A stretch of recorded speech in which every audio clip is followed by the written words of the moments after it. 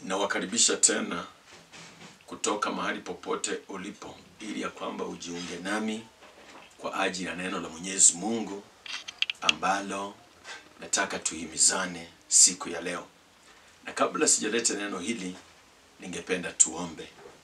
Baba Mwenyezi Mungu Mfalme, tunakushukuru, tunakutukuza kwa ajili ya yeyote ambaye ananisikiliza kutoka mahali popote alipo katika ulimwengu. Baba mbariki, fungua macho ya ndani ili ya kwamba asikie neno hili na apate kulitenda na kuliishi na kulitembea. Asante kwa maana wewe ni Mungu, na ni kwa jina la Yesu nimeomba. Amen. Nataka leo tuhimizane ama tufundishane kuhusu kuwa huru ndani ya Kristo. Kwa sababu Yesu alipokuja duniani, alipotumwa na Mungu Baba, alikuja ili ya kwamba tuwe huru. Kuna vitu kadhaa ambavyo tulikuwa tumefungwa kwa hivi vitu. Tunapoishi chini ya nguvu ya dhambi, dhambi zinatufanya hatuwezi kuwa huru katika Kristo. Kwa hiyo mwana wa Mungu alikuja ili ya kwamba tuweke huru kutoka mahali popote ambapo tupo. Na unaweza kuwa huru kutokana na vifungo vya dhambi na mambo machafu ya ulimwengu huu ama ya duniani, kama unaweza kumpokea Kristo awe Bwana na Mwokozi wa maisha yako. Kwa hivyo kuwa huru ni jambo ambalo linafaa sana. Na yeyote anapompokea Kristo kuwa Bwana na Mwokozi wa maisha yake, anawekwa huru na Kristo. Na ndio sababu Kristo akafa msalabani ili ya kwamba akuweke huru wewe unayenisikiliza, na mimi pia niwekwe huru. Na ndiposa msalabani akasema yote imekwisha, ya kwamba vyovyote vile nguvu zozote za mwovu shetani, vifungo vyote ambavyo tumekuwa tukivitumikia ama tumekuwa tukiishi chini yake, Kristo alipokufa msalabani akasema imekwisha.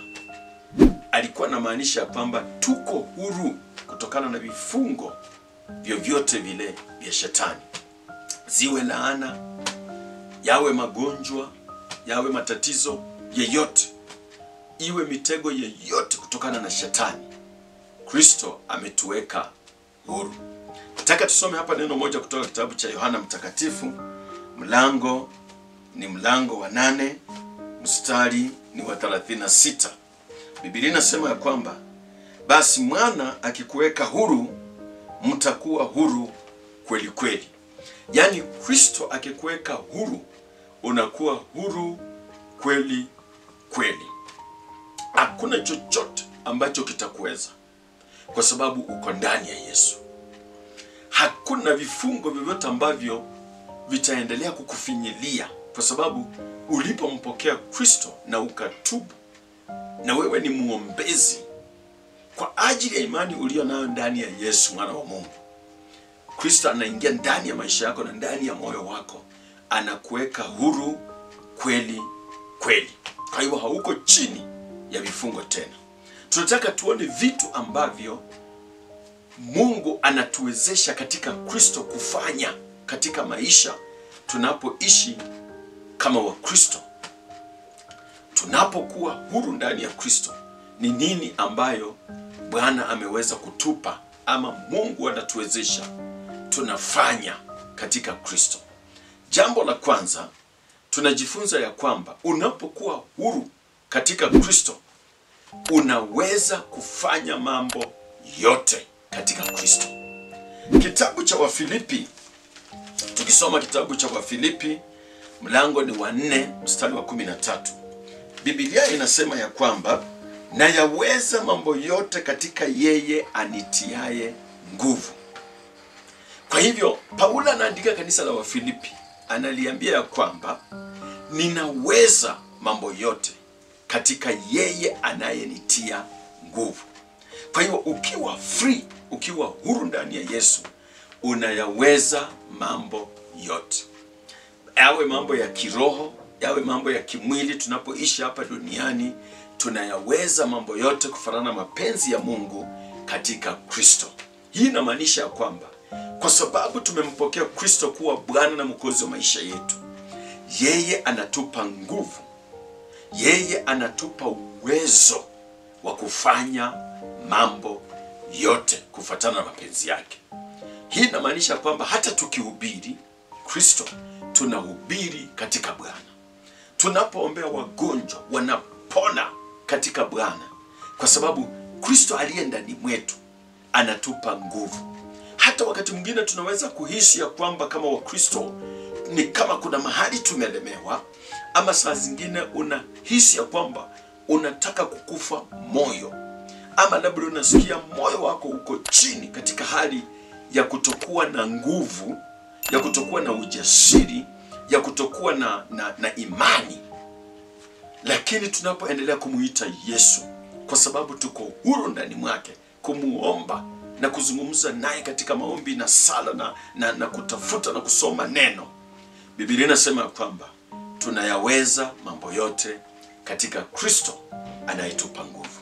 So wherever you are, mahali popote ulipo, wewe uko huru katika Kristo. Maana ulipompokea ulifanyika kiumbe kipya, umekuwa mwana wa Mungu. Na wewe si mtu wa Mungu tena.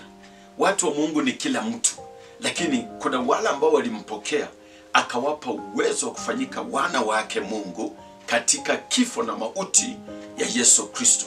Katika hali ya kukombolewa na kuponywa mioyo yetu na maisha yetu na Kristo, sasa tumekuwa wana wa Mungu. Kwa hivyo pendwa, mahali ambapo upo wewe, umekuwa mwana wa Mungu. Biblia imetudhibitishia kwamba chochote unachotaka kufanya katika Kristo kwa mapenzi ya Mungu, tunafanya tukiwa huru. Hata tukisikia kwamba tuko wadhaifu, Bwana anakupa nguvu.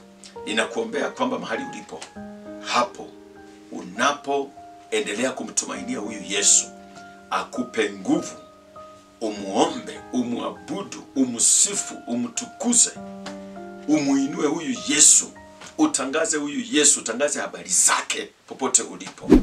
Miujiza ya Kristo ifanyike katika maisha yako, kwa maana anakupa nguvu. Bwana amekupa nguvu. Simama wima, usitingizike, usibabaike, bali endelea kumtumainia. Yeye ndiye Bwana. Jambo la pili, wakati ambapo tunakuwa huru ndani ya Kristo, ni kwamba umekuwa zaidi ya washindi. Kwa sababu ukiwa ndani ya Kristo unakuwa zaidi ya washindi. Nataka tuangalie katika kitabu cha Warumi mlango wa 8 mstari wa 37. Biblia inasema kwamba na katika hayo yote tunashinda, na zaidi ya kushinda kwa yeye aliyetupenda. Yani we are more than conquerors. Sisi katika hayo yote katika Kristo, kwa sababu tuko huru ndani ya Kristo, tunahesabiwa na Mungu Baba. Mungu anapotutazama anaona kwamba katika Kristo sisi tuko zaidi ya washindi. Yani tumeshinda kupita kiasi, kwa sababu Kristo alishinda mambo yote. Kwa hivyo, kwa sababu tuko ndani ya Kristo, sisi ni zaidi ya kushinda. Hata kama kuna pepo inakutatiza mahali ulipo, amini Yesu tu, you are free. Una uwezo na wewe ni zaidi ya kushinda. Damu ya Yesu inatuwezesha. Imani tulio nayo ndani ya Mungu katika Kristo Yesu, sisi ni zaidi ya washindi. Hii inamaanisha kwamba kuna watu walioshinda. Babu zetu kama Abrahamu, Isaka na Yakobo walishinda. Kuna watu wa Mungu ambao walishinda mbele yetu, lakini kwa sababu ya mwana wa Mungu ambaye ametuweka huru, sisi ni zaidi ya washindi. Yani tuko juu sana, na ya kwamba tunaenda kutawala na Kristo katika kiti cha enzi. Wakati ambapo tarumbeta itakapolia, tutaenda kumlaki Kristo mawinguni. Tutaishi naye milele na milele, kwa sababu sisi ni zaidi ya washindi. Shetani asijaribu kukuchezea.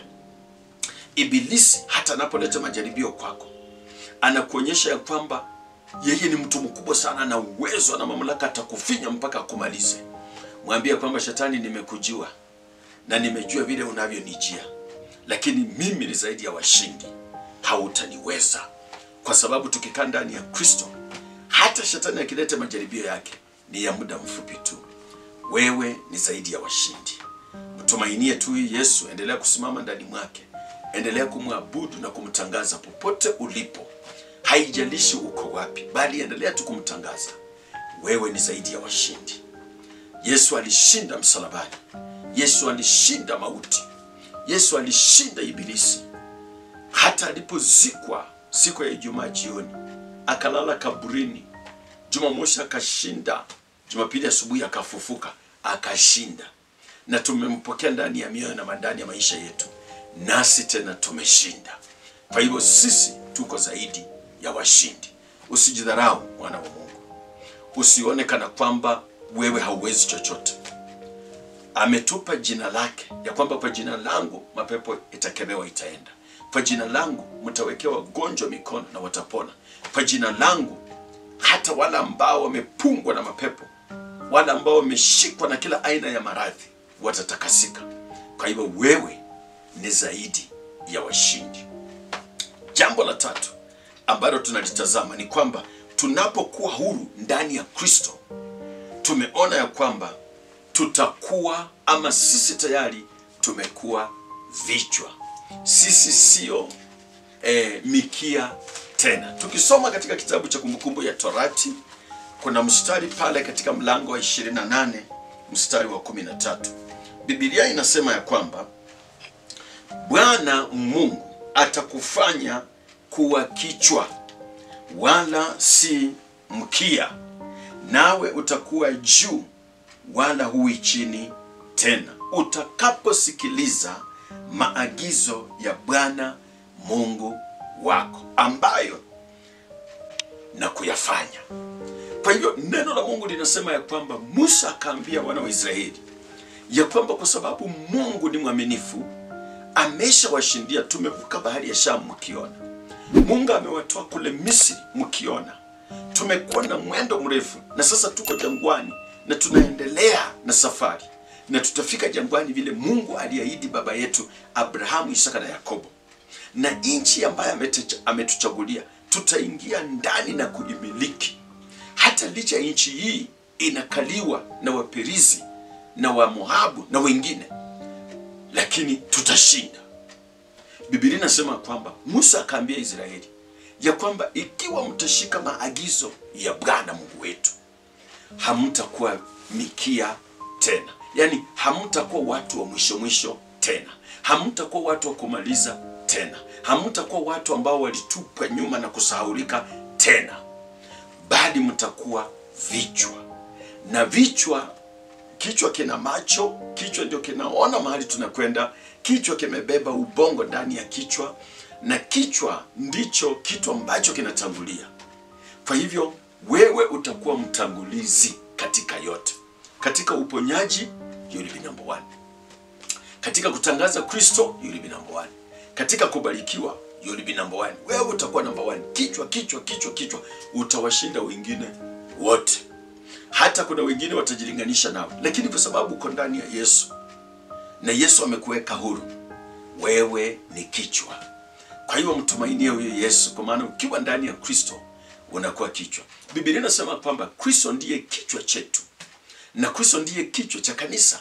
Kwa hivyo Kristo ndiye mtangulizi. Biblia inasema kwamba he is the firstborn katika mauti, alifufuka. He is the first one to rise up from dead. Bwana Yesu yu hai. Tulipompokea tumepokea uzima wa milele, maana Yesu ndiye uzima. Yesu ndiye uhai.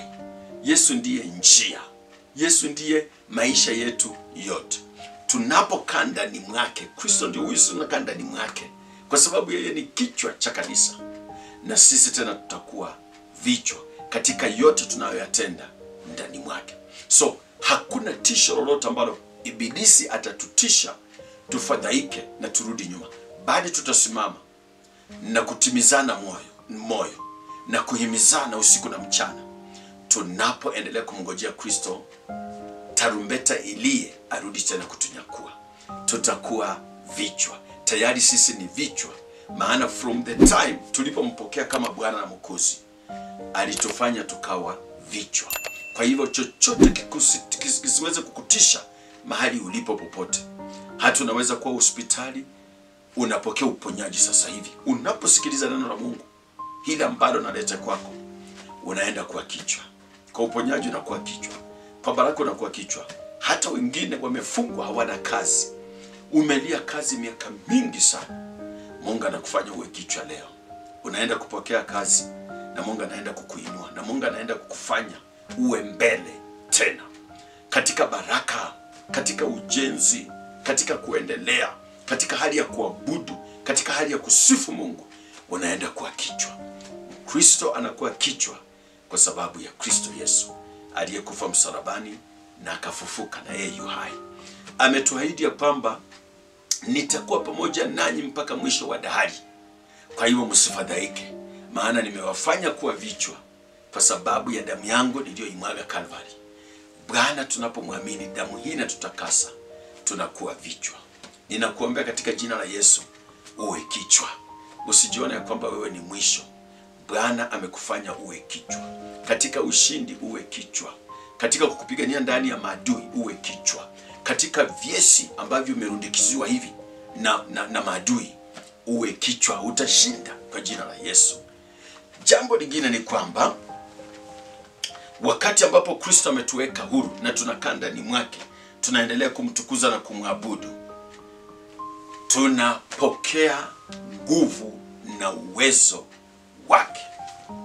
Kwa hiyo tulipompokea akatufanya tukawa huru, alitupa nguvu na uwezo wake. Tumepakwa mafuta kwa sababu ya Kristo. Tumepokea nguvu na uwezo wake Bwana katika maisha yetu. Tukisoma katika kitabu cha Matendo ya Mitume mlango wa 1 mstari ni wa 8. Biblia inasema hivi: lakini mtapokea nguvu akiisha kuwajilia juu yenu Roho Mtakatifu, nanyi mtakuwa mashahidi wangu katika Yerusalemu na katika Uyahudi mote na Samaria na hata mwisho wa dunia yote.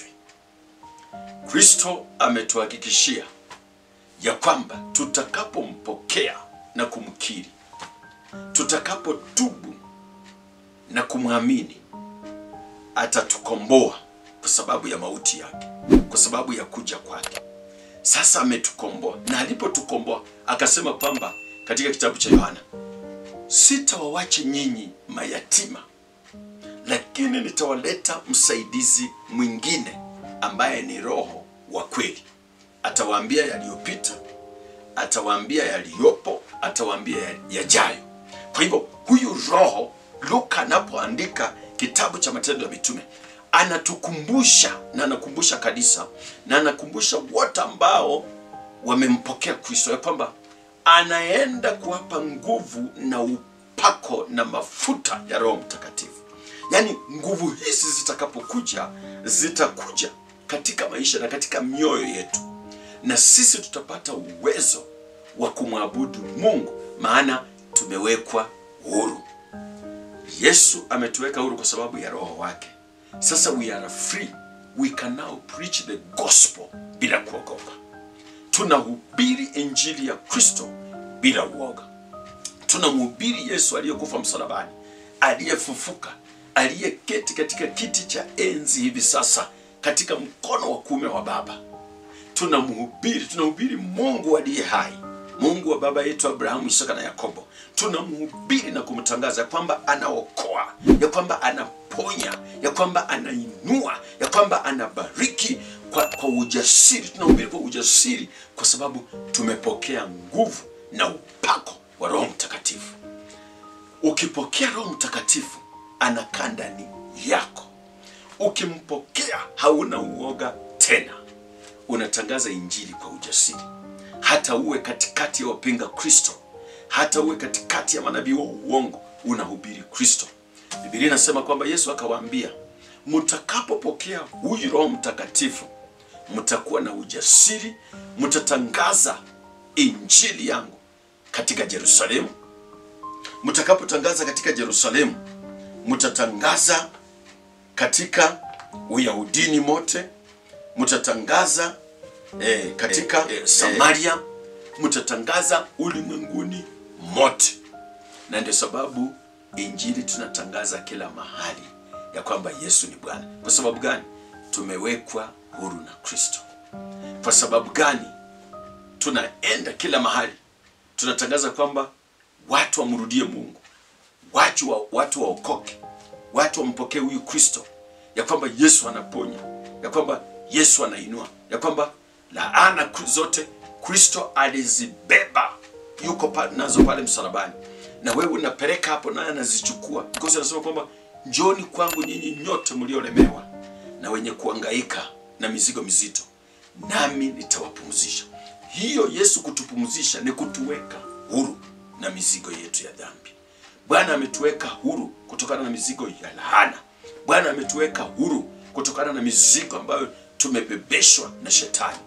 Wengine wamebebeshwa na mizigo ya uchokozi. Wengine wamebebeshwa na mizigo ya tamaa. Wengine wamebebeshwa na mizigo ya mahangaiko. Wengine wamebebeshwa na mizigo ya mauaji. Wengine wamebebeshwa na mizigo ya chuki. Wengine wamebebeshwa na mizigo ndani ya mioyo yao ya bitterness. Lakini hapa kuna Yesu ambaye anataka kuweka huru. Hiyo mizigo yote atachukua, ataweka msalabani. Chukua tu, beba, peleka msalabani, peleka Calvary katika imani. Tubu, patia Yesu. Yeye ana uwezo wa kuibeba. Na wewe mahali ulipo utawekwa huru na Kristo. Yeye anatuweka huru. Na ukimwamini na ukimpokea atakuweka huru. Na hata hivi sasa anaweka wote huru. Jambo la mwisho ambalo nataka nizungumzie, Yesu anapokuweka huru, anakuweka huru kwa sababu umeumbwa kwa mapenzi yake. Biblia inasema katika kitabu cha Mwanzo ya kwamba Mungu akamuumba mwanadamu kwa mfano wake, na kwa mfano yake Bwana akamuumba mwanadamu. Wewe uliumbwa vema, na ndio sababu hata Adam na Hawa walipokosa katika shamba la Eden, walipomkosa Mungu, Biblia inasema kwamba walipolila lile tunda, alafu macho yao ikafunguka wakajikuta wako uchi, walienda kujificha. Baba wa mbinguni kwa sababu ya upendo mkubwa juu ya Adam na Hawa, juu ya mwanadamu, alikuja akitembea, akija kuwatembelea na kuwatafuta still mahali ambapo walikuwa wamejificha. Akauliza Adam, ulikula lile tunda? Akasema sisi tuko uchi. Nilikula kwa sababu mke wangu ambaye alinipa. Na mke naye akasema kwamba nyoka naye tena alinidanganya nikalila. Still Mungu aliendelea kuwatafuta kwa sababu walikuwa wonderfully made kwa mapenzi ya Mungu. Mungu bado anaendelea kupenda mwanadamu. Siku za mwisho hizi ametumia mwanawe wa pekee Yesu. Yesu akavua enzi zote, akavua utajiri wake, akavua utukufu wake, akaja akaingia ndani ya tumbo ya mwanamke tu, Bikira Mariamu. Mungu akamfanya awe chombo cha kumbeba yeye Mungu katika Kristo, ili ya kwamba azae mwana ambaye anaitwa Yesu, Emmanuel, Mungu pamoja nasi. Na akazaa mwana, na huyu Emmanuel, Mungu pamoja nasi, ndio mtoto huyu ambaye anaitwa Yesu. Baadaye karibu miaka 33 na nusu hivi, Kristo akasulubiwa, akakataliwa na mwanadamu ambaye still Yesu alikuja kutafuta. Kristo akawekwa msalabani, akawangwa msalabani, akateswa, akadhihakiwa, akatukanwa, akadanganyiwa, lakini yeye akavumilia. Kristo yu hai, bado anakupenda. Why? Because you are wonderfully made. Daudi anasema katika Psalms ya kwamba you are wonderfully made, you are wonderfully made. Usijidharau. Mungu amekuweka huru. Yesu amekuweka huru. Ukiomba lolote anasikia. You are wonderfully made. Wewe mama mahali ulipo, you are wonderfully made. Wewe msichana mahali ulipo, you are wonderfully made. Wewe mzee, you are wonderfully made. Usijidharau na usiwache mtu akudharau. Usiwache shetani akudharau, akuletee mawazo mengine machafu ya kwamba Mungu amekuacha, kwamba mbona mimi nakaa namna hivi. Mtumainie Yesu. You are wonderfully made. Tumainie huyo Yesu endelea kumkiri, endelea kumtangaza. You are free in him. Preach Christ. Popote ulipo, tangaza habari za Kristo. Ambia kwa majirani mahali ulipo kuhusu habari za huyu mwana wa Mungu. Marafiki hapo kwa ofisi, mwambie habari za Yesu. Wale wengine ambao hawajasifikiwa na neno hili, waambie, because you are free in Christ. Tumainie. Labda bado ungali katika vifungo vya shetani. Popote ulipo, bado shetani anakutatiza, bado unafadhaika, bado uko chini ya utumwa wa dhambi. Nataka urudie haya maombi baada yangu, na Yesu atakuweka huru. Mpokee Kristo leo awe Bwana Mwokozi wa maisha yako, naye atakuweka huru. Rudia haya maombi nyuma yangu. Bwana Yesu, ninakupokea leo uwe Bwana na Mwokozi wa maisha yangu. Nisamehe dhambi zangu. Nisamehe dhambi za Adamu na Hawa. Nisamehe dhambi za ukoo, kutoka kwa kina baba, mama, mahali ambapo nimezaliwa, na dhambi za wajomba. Nisamehe zote Yesu. Nijaze Roho Mtakatifu, maana nimekuamini na nimekutumainia, na nimekuwa kiumbe kipya sasa hivi leo. Andika jina langu katika kitabu cha uzima. Futa jina langu katika vitabu vya mauti. Niongoze kuanzia sasa hivi, nikutii. Asante Yesu kwa kuniokoa. Katika jina la Baba na Mwana na Roho Mtakatifu umepata ukombozi. Basi na tuombe pamoja. Baba Mwenyezi Mungu uliye hai, tunakushukuru, tunakuinua, tunakutukuza. Asante kwa ajili ya neno lako ambalo limepita juu ya yeyote ambaye ameweza kulisikiliza. Wale ambao hawajakombolewa, Baba, tunaomba juu ya mioyo yao, waokoke, wakupokee uwe Bwana na Mwokozi katika maisha yao. Na wale ambao tayari wamekombolewa, Baba, wape nguvu, maana wako huru kukutangaza na kunena mema. Yesu ndiye njia, uzima na ukweli.